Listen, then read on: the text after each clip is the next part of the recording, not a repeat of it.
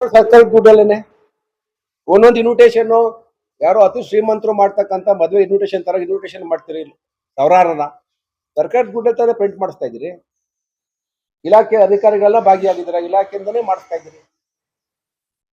ಸರಿ ಅಂತ ನೀವೆಲ್ಲ ಒಪ್ಕೋದಾದ್ರೆ ಮಾಧ್ಯಮದವರು ಸರಿ ಇದೆ, ನಂದೇನಿಲ್ಲ. ನಾನು ವಿಚಾರ ಎತ್ತಿದ್ದೀನಿ, ನಿಮ್ಮ ಮುಂದೆ ಪ್ರಸ್ತಾಪ ಮಾಡಿದ್ದೀನಿ. ಅವ್ರು ಚುನಾವಣೆ ಮಾಡೋದಾದ್ರೆ ಚುನಾವಣೆ ಪಕ್ಷದಿಂದ ಬಂದು ಮಾಡ್ಲಿ. ಸರ್ಕಾರಿ ಏನ್ ದಿನ 100 ಜನ ಅಧಿಕಾರಿಗಳು ನಿಮ್ ಜೊತೆ ಬರ್ತಾರೆ, ಎಲ್ಲ ಜನ್ಮನ್ನ ಟೆಂಟ್ ಹಾಕಿಸ್ತೀರಿ, ಎಲ್ಲ ತರ ವೈಭವಪೂರ್ವಕವಾಗಿ ಎಲ್ಲ ಟಿವಿ ಎಲ್ಲ ಹಾಕೊಂಡು ಮಾಡ್ತಾ ಇದ್ರಿ, ಎಲ್ಲ ಸರ್ಕಾರಿ ಲೆಕ್ಕದಲ್ಲೇ ಮಾಡಿರ್ತೀವಿ.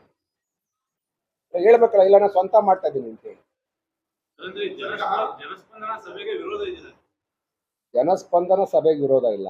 ಜನಸ್ಪಂದನ ಸಭೆನ ಮಾಡ್ತಾ ಇರ್ತಕ್ಕಂಥ ರೀತಿ ವಿರೋಧ ಇದೆ. ಜನಸ್ಪಂದನಕ್ಕೆ ಯಾಕೆ ವಿರೋಧ? ಜನಗಳ ಸೇವೆ ಮಾಡಿ ಯಾರು ಬೇಡ ಅಂತಾರೆ? ದಿನ ಇಲ್ಲೇ ಇಟ್ಕೊಂಡು ಮಾಡಿ ಯಾರು ಬೇಡ ಅಂತಾರೆ? ಜನಗಳ ಸಮಸ್ಯೆ ಬಗೆಹರಿಸಿ. ಬರೀ ಶಿಷ್ಟಾಚಾರ ಅಲ್ರಿ, ಚುನಾವಣಾ ದೃಷ್ಟಿನಲ್ಲಿ ನೀವು ಜನಗಳನ್ನ ದಿಕ್ ತಪ್ಪಿಸ್ತಾ ಇದ್ದೀರಿ. ನೀವ್ ಯಾಕೆ ಇಷ್ಟು ವರ್ಷ ಜನಗಳಿಗೆ ಮನೆ ಕೊಡ್ಲಿಲ್ಲ, ನಿವೇಶನ ಕೊಡ್ಲಿಲ್ಲ? ಅವ್ರು ಮಂತ್ರಿ ಆಗಿದ್ರು, ಖಾಲಿ ಇದೆ ಅಂತ ಬರ್ಬೇಕಾ? ಒಬ್ಬ ಮಂತ್ರಿ ಅಲ್ವಾ ಅವರು? ಅಲ್ರಿ, ನೀವು ಕನಕಪುರದಿಂದ ಎಲೆಕ್ಟ್ ಆಗ್ಬಿಟ್ಟು ರಾಮನಗರ ಜಿಲ್ಲೆ ಉಸ್ತುವಾರಿ ತಗೊಂಡಿಲ್ಲ ನೀವು 1 ವರ್ಷದಿಂದ. ಬೆಂಗಳೂರು ಜಿಲ್ಲೆ ಉಸ್ತುವಾರಿ ತಗೊಂಡಿದ್ರಿ. ಹೀಗೆ ಏನ್ ನಿಮ್ಗೆ ಅತಿಯಾದಂತ ಪ್ರೀತಿ?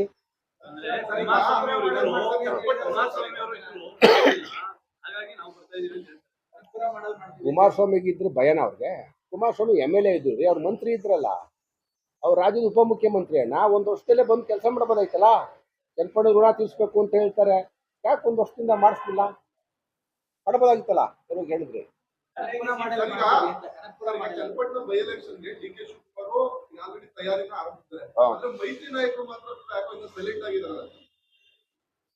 ವ್ಯಾಲಿಡ್ ಕ್ವಶನ್ ಅಪ್ಪ. ಈಗ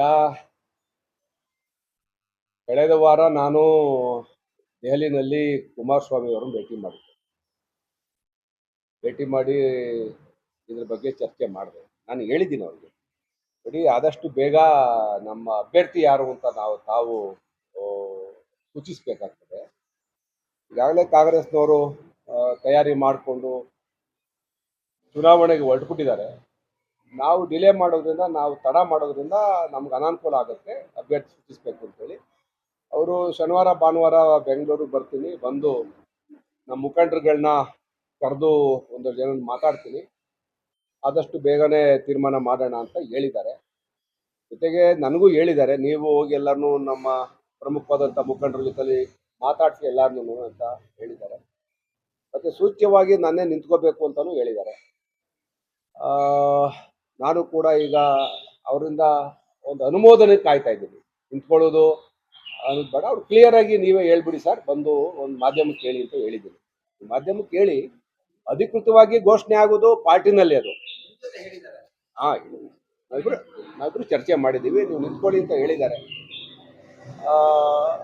ನಾನು ಹೇಳೋದು, ಪಾರ್ಟಿ ಅದು ಎಲೆಕ್ಷನ್ ಡಿಕ್ಲೇರ್ ಆದಮೇಲೆ ಅಧಿಕೃತವಾಗಿ ತಮ್ಮ NDA ಇಂದ ಅದಕ್ಕೆ ಅಭ್ಯರ್ಥಿಗಳು ಲಿಸ್ಟ್ ಬಿಡುಗಡೆ ಆಗುತ್ತೆ.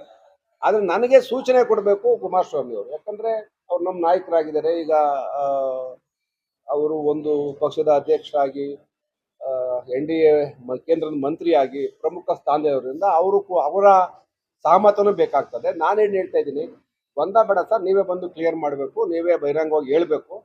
ಯೋಗೇಶ್ವರ್ಗೆ ನಾನು ಹೇಳಿದ್ದೀನಿ ಕೆಲಸ ಮಾಡೋಕೆ ಅಂತ ಹೇಳಿ, ಅವಾಗ ನಾನು ಹೋಗ್ತೀನಿ ಅಂತ ಹೇಳಿದ್ದೀನಿ.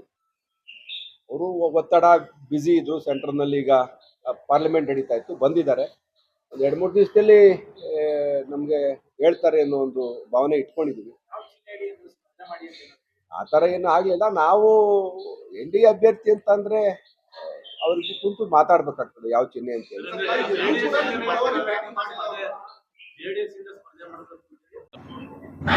ನಮಗೂ ಇರಲಿಲ್ಲ. ನಾವು ಈಗ ಆಯಾ ತಾಲೂಕುಗಳಲ್ಲಿ ಗ್ರಾಮ ಪಂಚಾಯತಿಗಳನ್ನ ಅಷ್ಟೊಂದು ಅವ್ರು ಸೀರಿಯಸ್ ಆಗಿ ಯಾವುದು ತಗೊಂಡಿಲ್ಲ. ಈಗ ನಗರಸಭೆಯಲ್ಲಿ ಯಾರನ್ನೂ ಏನೋ ಅವರು ಕನ್ಸಿಡರ್ ಮಾಡಿಲ್ಲ. ಸುಮ್ಮನೆ ಅಧಿಕಾರಿಗಳು ಬರ್ಕಟ್ಟೋದನ್ನು ಓದಿದ್ರು ಅವರಷ್ಟೇ. ಪ್ರಮುಖವಾಗಿ ಏನಾಗಬೇಕು ಆ ಸೀರಿಯಸ್ನೆಸ್ ಇಲ್ಲ, ಯಾಕಂದ್ರೆ ಅವ್ರು ಗಮನ ಕೊಡಲಿಲ್ಲ 40 ವರ್ಷದಲ್ಲಿ. ಚುನಾವಣೆ ಬಂದಿರೋದ್ರಿಂದ ಒಂದಷ್ಟು ಬರ್ಕೊಂಡು ಬಾಯ್ಪಾಠ ಮಾಡಿಕೊಂಡು ಬಂದು ಒಪ್ಪಿಸಿ ಜನಗಳು ಮೀಟಿಂಗ್ ಮಾಡಿ ಸಭೆ ಸೇರ್ಬಿಟ್ಟು ಹೇಳ್ಬಿಟ್ಟು ಹೋಗ್ಬಷ್ಟು.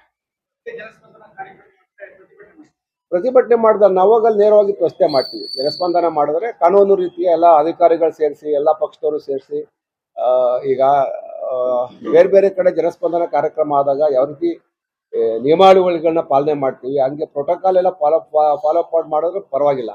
ಇವರು ರಾಜಕೀಯ ಈ ಚುನಾವಣಾ ದೃಷ್ಟಿ ಯಾಕೆ ಅವ್ರು ರಾಮನಗರದಲ್ಲಿ ಮಾಡೋದಿಲ್ಲ? ಅದು ರಾಮನಗರ ಜಿಲ್ಲೆ ಅಲ್ವಾ? ಅವ್ರು ಯಾಕೆ ಚನ್ನಪಟ್ಟಣದಲ್ಲೇ ಮಾಡ್ತಾರೆ? ಉಪಚುನಾವಣಾ ಉದ್ದೇಶ ಇಟ್ಕೊಂಡು ಮಾಡ್ತಾ ಇದ್ದಾರೆ. ಈಗ ಬೇರೆ ರಾಮನಗರ ಜಿಲ್ಲೆನ ಬದಲಾವಣೆ ಮಾಡ್ತೀನಿ, ಬೆಂಗಳೂರೇನೋ ಸೇರಿಸ್ತೀನಿ ಅಂತ ಹೇಳ್ತಾ ಇದ್ದಾರೆ. ಈಗಾಗಲೇ ಸುಮಾರು ಒಂದು 18-20 ವರ್ಷ ಆಯ್ತು, 18 ವರ್ಷ ಆಯ್ತು ರಾಮನಗರ ಜಿಲ್ಲೆಯಾಗಿ. ವ್ಯವಹಾರ ದೃಷ್ಟಿಯಿಂದ ಎಲ್ಲ ರೀತಿಯ ಜನಸಾಮಾನ್ಯರಿಗೆ ಜಿಲ್ಲೆ ಆದ್ಮೇಲೆ ಅನುಕೂಲ ಆಗಿದೆ. ಪುನಃ ಬೆಂಗಳೂರು ಸೇರಿಸಿ ಇದರ ಕಚೇರಿಗಳ ಬೆಂಗಳೂರು ಶಿಫ್ಟ್ ಮಾಡೋದು, ನಾವೆಲ್ಲ ಬೆಂಗಳೂರು ಅಳೆಯುವಂಥ ಪರಿಸ್ಥಿತಿ ಬರೋದು ಬೇಡ. ಬೆಂಗಳೂರು ಹೆಸರು ಬಂದಾಕ್ಷಣಕ್ಕೆ ನಮ್ಗೇನು ಅದರಿಂದ ಬಹಳ ಯಾವುದೇ ರೀತಿಯ ಜನಸಾಮಾನ್ಯರಿಗೆ ಅನುಕೂಲ ಆಗುದಿಲ್ಲ. ಹಾಗಾಗಿ ಅವ್ರು ಮತ್ತೆ ಸರ್ಕಾರ ಇದೆ, ಅವ್ರೇನೋ ಹೇಳ್ತಾ ಇದ್ದಾರೆ.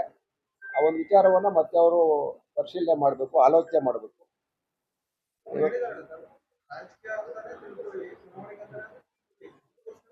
ಜನರಿಗೆ ಏನ್ ಪ್ರಯೋಜನ ಆಗುತ್ತೆ ಈಗ ಹೇಳ್ಬೇಕಲ್ಲ. ಈಗ ರಾಮನಗರ ಜಿಲ್ಲೆಯರಿಂದ ರಾಮನಗರದಲ್ಲಿ 4 ತಾಲೂಕರು ಹೋಗಿ ಅವರ ಕೆಲಸ ಕಾರ್ಯಗಳು ಮಾಡ್ಕೊಂಬತ್ತವ್ರೆ. ಈ ಬೆಂಗಳೂರಿಗೆ ಹೋಗುವಂತ ಪರಿಸ್ಥಿತಿ ಬರೋದು ಬೇಡ ಅಂತ ಪುನಃ ಈ ಟ್ರಾಫಿಕ್ ಅಲ್ಲಿ ಬೆಂಗಳೂರಿಗೆ ಏನಂತ ಬೆಂಗಳೂರು ಅಂದಾಕ್ಷಣಕ್ಕೆ ನಮ್ಗೇನು ಕೋಡ್ ಬಂದ್ಬಿಡಲ್ಲ ರೀ. ನಾವು ರಾಮನಗರದಲ್ಲಿ ರಾಮನಗರ ಜಿಲ್ಲೆನಲ್ಲಿ ನಮ್ಮ ಕೆಲಸ ಕಾರ್ಯ ಎಲ್ಲ ನಡೀತಾ ಇದೆಯಲ್ಲ ಜಿಲ್ಲೆ. ಏನ್ ಪ್ರಯೋಜನ? ಗೊಂದಲ ಯಾಕೆ ಇಷ್ಟ ದಿನ ಒಪ್ಕೊಂಡಿದ್ರಲ್ಲ ನೀವೇ? 18 ವರ್ಷ ಆಯ್ತಲ್ಲ, ಒಪ್ಕೊಂಡು ಆಯ್ತಲ್ಲ ಎಲ್ಲ. ಅಧಿಕಾರ ವಿಕೇಂದ್ರೀಕರಣ ಮಾಡ್ತೀವಿ. ಮೊದಲು ರಾಮನಗರ ಬೆಂಗಳೂರು ಜಿಲ್ಲೆ ಆದಾಗ ನಾವೆಲ್ಲ ಹೋಗ್ತಿದ್ವಿ, ಜಿಲ್ಲಾ ಪಂಚಾಯತಿ ಅಲ್ಲೇ ಇತ್ತು. ಬೆಂಗಳೂರು ಬೆಳೆದಿರ್ಲಿಲ್ಲ. ಬೆಂಗಳೂರು ಬೃಹತ್ ನಗರ ಆಗಿದೆ ಇವತ್ತು. ಹಂಗಾಗಿ ಎಲ್ಲ ವಿಕೇಂದ್ರೀಕರಣ ಮಾಡಿ ಸಬರ್ಬಲನ್ನು ಬೇರೆ ಬೇರೆ ಮಾಡಿದ್ದಾರೆ. ಚಿಕ್ಕಬಳ್ಳಾಪುರ ಜಿಲ್ಲೆ ಆಗಿದೆ, ಬೆಂಗಳೂರು ಗ್ರಾಮಾಂತರ ಆಗಿದೆ, ರಾಮನಗರ ಆಗಿದೆ. ಈಗ ಪುನಃ ಬೆಂಗಳೂರಿಗೂ ಚೆನ್ನಾಗಿರಲ್ಲ. ಅದು ಅವ್ರನ್ನೇನೆ ನೋಡೋ ಮುಂದೆ ಜನ ಯಾವ ತರ ಅದಕ್ಕೆ ರಿಯಾಕ್ಟ್ ಮಾಡ್ತಾರೆ. ಈಗ ಪ್ರೋಟೋಕಾಲ್ ವಿಚಾರ ಜನಸ್ಪಂದನ ಸಭೆಯಲ್ಲಿ ನಿಮ್ಮ ಪಕ್ಷದಿಂದ ಗೆದ್ದಿರುವಂತ ನಗರಸಭಾ ಸದಸ್ಯರೇ ಭಾಗಿಯಾಗಿದೆ. ನಮಗೆಲ್ಲ ರೀ, ನಾವು ಪ್ರೋಟೋಕಾಲ್ ಅಂತ ಅಂದ್ರೆ ಕೆಲವರು ಭಾಗಿಯಾಗಿರ್ಬೋದು. ನಾವು ನಮ್ಮ ಗಮನಕ್ಕೆ ಬರದಿರ್ತಕ್ಕಂಥ ವಿಚಾರ ನಾವು ಎಲ್ಲಾ ಕಾರ್ಯಕ್ರಮದಲ್ಲೂ ಎಲ್ಲೂ ಪ್ರೋಟೋಕಾಲ್ ಅವರು ಮೇಂಟೈನ್ ಮಾಡಲಿಲ್ಲ. ಒಂದೆರಡು ಸಭೆಯಲ್ಲಿ ಹೋಗಿರ್ಬೋದು, ಕುಂತ್ಕೊಂಡಿರ್ಬೋದು. ನಮ್ಮ ಹಿಡ್ತಾ ಸಿಕ್ಕೋದು ಎಲ್ಲ ನಮ್ಮ ಹಿಡ್ದಲ್ಲೇ ಇದ್ದಾರೆ. ಹಿಡ್ತಾ ಸಿಗೋದು ಸಿಗದೇ ಇರೋದು ಚುನಾವಣೆಯಲ್ಲಿ ಗೊತ್ತಾಗ್ತದೆ ಹೇಗೆ ಅಂತೇಳಿ. ಅದೆಲ್ಲ ಏನು ಪ್ರಶ್ನೆ ಇಲ್ಲ. ಇದು ನಾವ್ ಹೇಳ್ತಾ ಇರೋದು ಇದಕ್ಕಿದ್ದಂಗೆ ಏನಪ್ಪಾ, ನೀನು ಬರೀ ಸರ್ಕಾರಿ ಆಯ್ತು, ಸರ್ಕಾರ ಯಂತ್ರ ಬಿಟ್ಬಿಟ್ಟು ಬಂದು ಅವರೇ ಚುನಾವಣೆ ಉಪಚುನಾವಣೆ ಅಂತಾನೆ ಬಂದು ತಾಲೂಕಲ್ಲಿ ಓಟ್ ಕೇಳಿ. ಯಾಕೆ ಬರೀ ಸರ್ಕಾರ ಇಡೀ ಜಿಲ್ಲಾಧಿಕಾರಿಗಳನ್ನ 1 ತಿಂಗಳಿಂದ ಇಲ್ಲಿ ಹಾಕೊಂಡು ಅವ್ರ ಮುಖಾಂತರ ಎಲ್ಲ ಮಿಷನರಿ ಯೂಸ್ ಮಾಡಿಕೊಂಡು ಚುನಾವಣೆ ಮಾಡೋದೇನಿದೆ? ಬೇರೆ ಬಂದು ಚುನಾವಣೆ ಓಟ್ ಕೇಳ್ಬೋದಲ್ಲ ಅವರು.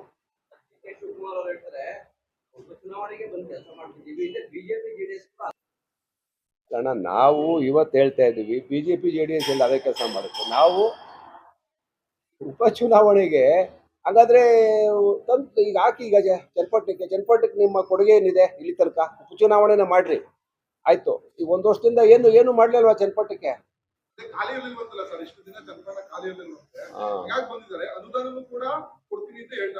ಅವ್ರು ಖಾಲಿ ಮಾಡೋದು, ಖಾಲಿ ಫಿಲಪ್ ಮಾಡೋದು ಜನ ತಾನೆ, ಅವ್ರೇನ್ ಮಾಡಲ್ವಲ್ಲ. ಆಯ್ಕೆ ಮಾಡ್ಬೇಕಾದ್ರು ಜನಸಾಮಾನ್ಯ ತಾನೆ. ಅನುದಾನ ರೀ, ಈಗ ಹಿಂದೆ ಕುಮಾರಸ್ವಾಮಿ ಅವರು ನಾವು ಕಿತ್ತಾಡಿದ್ವಿ. ಬಸವರಾಜ ಬೊಮ್ಮಾಯಿ ಇದ್ದಾಗ ನಾವು 100 ಕೋಟಿ ಅವ್ರು 100 ಕೋಟಿ ಅನುದಾನ ತಂದ್ವಿ. ಮನೆ ಬಂದ್ವಿ 5,000ನ.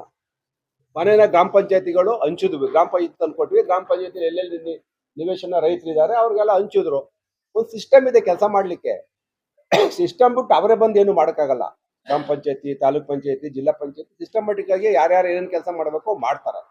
ಹಾಗಾಗಿ ಅವ್ರ ಅನುದಾನ ಬಿಡುಗಡೆ ಮಾಡಿದ್ರೆ ಉಪಮುಖ್ಯಮಂತ್ರಿ ಆಗಿ ಚನ್ನಪಟ್ಟಣಕ್ಕೆ ಉಪಚುನಾವಣೆಗೆ 1,000 ಕೋಟಿ ಕೊಡ್ಲಿ,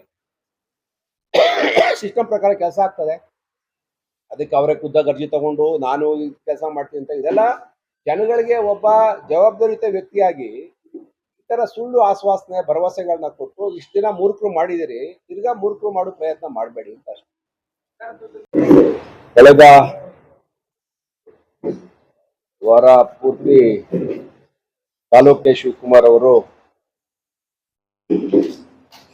3 ದಿವಸ ಸತತವಾಗಿ ಚನ್ನಪಟ್ಟಣದಲ್ಲಿ ಜನಸ್ಪಂದನ ಅನ್ನುವ ಕಾರ್ಯಕ್ರಮವನ್ನ ಮಾಡಿದ್ದಾರೆ. ಜನಸ್ಪಂದನ ಕಾರ್ಯಕ್ರಮ ಚನ್ನಪಟ್ಟಣದಲ್ಲಿ ಬರ್ತಕ್ಕಂಥ ಉಪಚುನಾವಣೆಯನ್ನ ದೃಷ್ಟಿಯಲ್ಲಿ ಇಟ್ಕೊಂಡು ಮಾಡಿರ್ತಕ್ಕಂಥ ಒಂದು ಸರ್ಕಾರಿ ಸಂತೆ ಅಂತ ಹೇಳ್ತೀನಿ.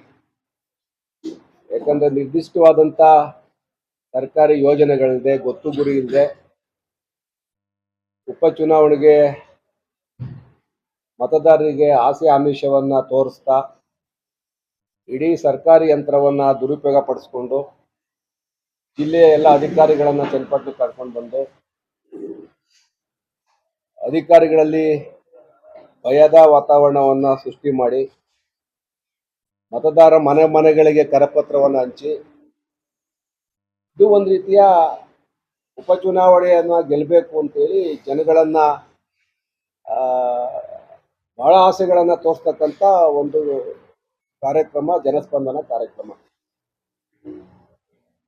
ಒಂದು ಕಳೆದ ಒಂದು ಕಾಲು ವರ್ಷದ ಅವಧಿಯಲ್ಲಿ ಸರ್ಕಾರ ಸಾರ್ವಜನಿಕರಿಗೆ ಏನಾದ್ರು ಪ್ರೋಗ್ರಾಮ್ಗಳನ್ನು ಹಾಕ್ಕೊಂಡಿದ್ರೆ ಆ ಕಾರ್ಯಕ್ರಮಗಳನ್ನು ಅನುಷ್ಠಾನ ಮಾಡೋದ್ರ ಬಗ್ಗೆ ಅವರು ಗಮನ ವಹಿಸಬೇಕಾಗಿತ್ತು. ಈ ಸರ್ಕಾರದಲ್ಲಿ ಒಂದು ವರ್ಷದಲ್ಲಿ ಒಂದು ದಿವಸನೂ ಅವರು ಚನ್ನಪಟ್ಟಣಕ್ಕೆ ಬರ್ದೇನೆ ಈಗ ಉಪಚುನಾವಣೆ ಉದ್ದೇಶ ಇಟ್ಕೊಂಡು ಭಾವನಾತ್ಮಕವಾಗಿ ಚನ್ನಪಟ್ಟಣ ಖಾಲಿ ಇದೆ, ಚನ್ನಪಟ್ಟಣ ನಾನು ಮನೆ ಮಗ ಅಂತೇಳಿ ಸುಳ್ಳಿನ ಕಂತೆಯನ್ನ ಜನಗಳ ಮುಂದೆ ಇಡ್ತಾ ಇದ್ದಾರೆ. ಒಂದು ಬಹಳ ವಿಶೇಷವಾಗಿ ಚನ್ನಪಟ್ಟಣಕ್ಕೆ ಅವ್ರ ಆಕರ್ಷಣೆ ಏನಪ್ಪಾ ಅಂತಂದ್ರೆ ಮನೆಗಳನ್ನ ಕೊಡ್ತೀವಿ, ಜನಗಳಿಗೆ ನಿವೇಶನಗಳನ್ನ ಕೊಡ್ತೀವಿ ಚನ್ನಪಟ್ಟಣದಲ್ಲಿ ಅಂತೇಳಿ. ಚನ್ನಪಟ್ಟಣ ಗ್ರಾಮೀಣ ಪ್ರದೇಶದಲ್ಲಿ ನಿವೇಶನಗಳ ಕೊರತೆ ಯಾವುದು ನನಗೆ ಕಂಡು ಬಂದಂಗೆ ಯಾವುದೂ ಇಲ್ಲ. ಚನ್ನಪಟ್ಟಣ ನಗರದಲ್ಲಿ ಒಂದಷ್ಟು ನಿವೇಶನಗಳ ಕೊರತೆ ಇದೆ. ಚನ್ನಪಟ್ಟಣ ಒಂದೇ ಅಲ್ಲ, ಎಲ್ಲ ಭಾರತದ ಅಥವಾ ರಾಜ್ಯದ ಎಲ್ಲ ನಗರಗಳಲ್ಲೂ ಆ ಸಮಸ್ಯೆ ಯಾವಾಗಲೂ ಇದ್ದೇ ಇರ್ತದೆ. ಆದರೆ ವಿಶೇಷವಾಗಿ ಚನ್ನಪಟ್ಟಣದಲ್ಲಿ ಅದನ್ನ ಬಗೆಹರಿಸ್ತೀನಿ ಅಂತ ಹೇಳ್ತಾ ಇದ್ದಾರೆ. ಅದು 3 ತಿಂಗಳು ಉಪಚುನಾವಣೆ ಮೊದಲು ನಡೀತಕ್ಕಂಥ ಕೆಲಸ ಅಲ್ಲ. ಅದರದೇ ಆದಂಥ ಪ್ರಕ್ರಿಯೆ ನಡೀತದೆ. ಫಲಾನುಭವಿಗಳನ್ನು ಗುರುತು ಮಾಡಬೇಕು, ನಿರಾಶ್ರಿತರ ಪಟ್ಟಿ ಆಗಬೇಕು, ನಿರಾಶ್ರಿತರ ಆದಮೇಲೆ ಅವ್ರು ಯಾರ್ಯಾರು ಏನು ನಿಜವಾದಂಥ ಅದು ಸ್ಕೂಟ್ನಿ ಆಗಬೇಕು, ಆಮೇಲೆ ಜಮೀನು ತೆಗಿಬೇಕು. ಆಮೇಲೆ ಚನ್ನಪಟ್ಟಣ ಸುತ್ತಮುತ್ತ ಯಾವುದು ಸರ್ಕಾರಿ ಜಮೀನುಗಳು ಇಲ್ಲ, ಖಾಸಗಿಯವರಿಂದನೇ ಪಡಿಬೇಕು. ಚನ್ನಪಟ್ಟಣ ಬೆಂಗಳೂರು ಅಷ್ಟೇ ಕಾಸ್ಟ್ಲಿ ಜಮೀನು, ಪರವಾಗಿಲ್ಲ ಕಡ್ಲಿ, ನಿರಾಶ್ರಿತರು ಯಾರು ಇರಬಾರ್ದು, ಕೊಡಬೇಕು ನಿಜ. ಆದರೆ ಚುನಾವಣೆಗೆ 2-3 ತಿಂಗಳಲ್ಲಿ ಅದು ಆಗ್ತಕ್ಕಂಥ ಕೆಲಸ ಅಲ್ಲ. ಅವ್ರ ಹಿಂದೆ ಏನು ಇದರಲ್ಲಿ ಮಾಗಡಿನಲ್ಲಿ ರಾಮನಗರದಲ್ಲಿ ಕೂಪನ್ ಕೊಟ್ಟು ಚುನಾವಣೆ ಗೆದ್ದರು, ಆ ರೀತಿ ಇದನ್ನು ಕೂಡ ಜನಗಳಿಗೆ ಆಸೆ ತೋರಿಸಿ ಅವ್ರನ್ನ ಆಮಿಷಕ್ಕೆ ಒಳಪಡಿಸಿ ಅವ್ರ ಹತ್ರ ಮಾಹಿತಿ ಸಂಗ್ರಹಣೆ ಮಾಡಿಕೊಂಡು ಅವ್ರ ಫೋನ್ ನಂಬರ್ ಕಲೆಕ್ಟ್ ಮಾಡಿಕೊಂಡು ಮುಂದೆ